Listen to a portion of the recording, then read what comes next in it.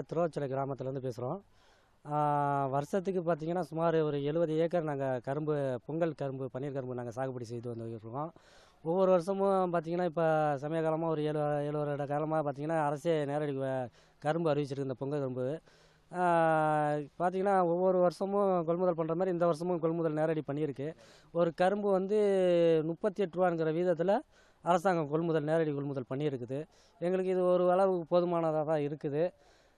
மற்றபடி பார்த்திங்கன்னா 68 இதை சமமாக வந்து எல்லா விவசாயிகளும் எங்கள் ஏரியா எங்கள் டிவிஷனுக்கு பிரித்த கரும்பை 1,80,000 கரும்பு எங்களுக்கு பிரித்து கொடுத்துருந்துருக்காங்க எங்கள் டிவிஷனுக்கு அப்படின்னு அதிகாரி சொன்னாங்க. அதை பார்த்திங்கன்னா நாங்கள் ஒரு 70 ஏக்கர் காரங்களும் சமமாக பிரித்து இந்த வருஷம் கரெக்டாக நாங்கள் சாகுபடியை வந்து அறுவடை செஞ்சு நாங்கள் ரேஷன் கடைக்கு வெட்டி ஏற்றி அமுச்சுட்ருக்கோம்.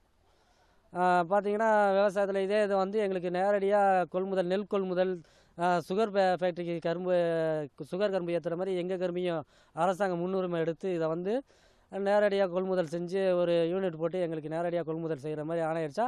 இதை வருஷம் பார்த்திங்கன்னா இந்த வருஷம் 80 ஏக்கர் செய்கிறது நாங்கள் அடுத்த வருஷம் ஒரு 100 ஏக்கர் 200 ஏக்கர் கிட்டத்தட்ட இங்கே ஒரு 1000 ஏக்கருக்கு மேலே இருக்குது. நாங்கள் தொடர்ந்து அடுத்ததை இன்னும் விரிவு பண்ணுவோம். எங்களுக்கு அரசாங்கம் அதுக்கு ஒரு வழிமுறை செஞ்சு நேரடி கொள்முதல் பண்ணுற மாதிரி அதுக்கு அரசாங்கம் வெளியிடுற மாதிரி பார்த்துக்கோம்.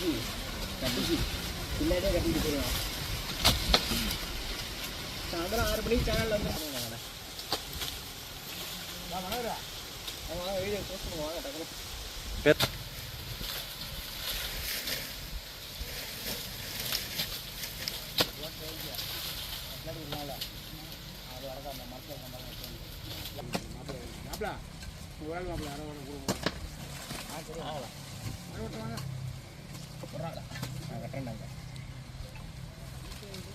ரொம்ப உடச்சிக்கிட்டு தெரியா